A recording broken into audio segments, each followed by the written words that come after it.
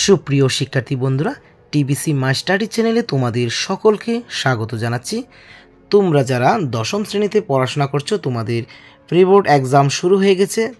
তো এখানে দেখো, প্রি বোর্ড এক্সাম যে প্রশ্নটি তোমরা দেখতে পাচ্ছ এটা প্রিভিয়াস ইয়ারের। তো এখানে বাংলা প্রশ্ন কি কি এসেছে প্রিভিয়াস ইয়ারে সবগুলি তোমরা ভালো করে দেখে নেবে। প্রথম সঠিক উত্তর 10টি থাকবে, ঠিক আছে। তারপরে নিচের একটি শব্দে বা একটি পূর্ণাঙ্গে বাক্যে উত্তর দাও, থাকবে তোমাদের 10টি, কিন্তু প্রিভিয়াস ইয়ারের প্রশ্নে দেওয়া আছে 20টি। তো এখানে ভাগ হয়ে গেছে 20টি নম্বর, 2 মানে চলে যাবে 5টি 10 নম্বর।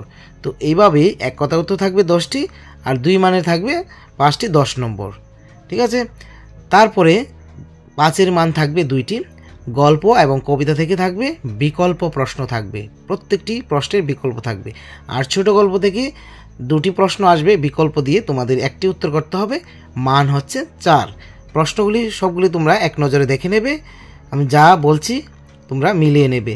তারপরে দেখো গ্রামার, সন্ধি বিচ্ছেদ, ঠিক আছে, অথবা থাকবে নির্দেশ অনুযায়ী বাক্য পরিবর্তন, যে কোনো একটি উত্তর করবে, সেগুলি পাঠ্যপুস্তক থেকেই আসবে 6 নম্বর।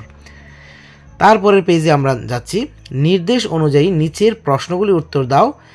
4x4 অর্থাৎ 16 নম্বর ভাগ করে থাকবে। তো কি কি ভাগ পরীক্ষাতে থাকতে পারে দেখো, 35 নম্বর ব্যাস বাক্য সহ সমাস নির্ণয় করো। তারপরে নিচের শব্দগুলি উৎস নির্দেশ করো, কি কি এসেছে দেখে নেবে। শুদ্ধ বানান, অর্থের পার্থক্য দেখাও, একটি করে উদাহরণ দাও, এখানে থাকবে 3 নম্বর, ঠিক আছে। স্বরচিত বাক্যে প্রয়োগ 3 নম্বর। 2023 সালে মাধ্যমিক পরীক্ষায় যে 3টি বাগধারা এসেছে অর্থাৎ স্বরচিত বাক্য প্রয়োগ, সেগুলি বাদ দিয়ে বাকিগুলি পড়বে।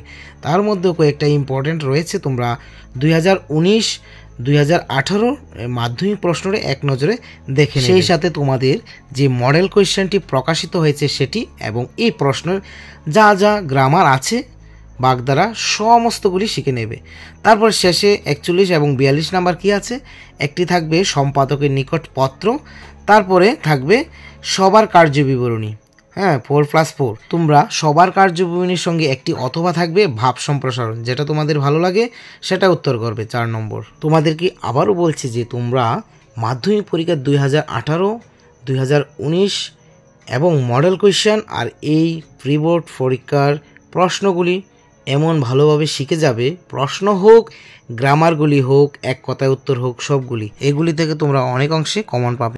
সমাসের অনেক প্রকার অনেকগুলি ভাগ রয়েছে, তার মধ্যে থেকে এই পরীক্ষার মুহূর্তে তোমরা ইম্পর্টেন্ট শিখে নিতে পারো। তৎপুরুষ সমাসের সম্বন্ধ, তৎপুরুষ সমাস, না তৎপুরুষ সমাস, ঠিক আছে। কর্মধারয় সমাসের মধ্যে মধ্যপদলোপী কর্মধারয় সমাস, রূপক কর্মধারয় সমাস, তারপরে নিত্য সমাস, এগুলি শিখে নিতে পারো। তারপরে দ্বিগু সমাস, বহুব্রীহি সমাসের মধ্যে ব্যতিহার, না বহুব্রীহি, সংখ্যাবাচক বহুব্রীহি, এগুলি শিখতে পারো।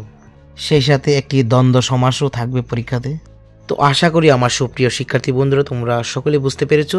তোমাদের পরীক্ষা ভালো হোক, শুভ হোক, এই কামনা রেখে আজকের এই ভিডিওটি এখানেই সমাপ্ত করছি। তোমরা ভালো থেকো, সুস্থ থেকো, অল দ্য বেস্ট।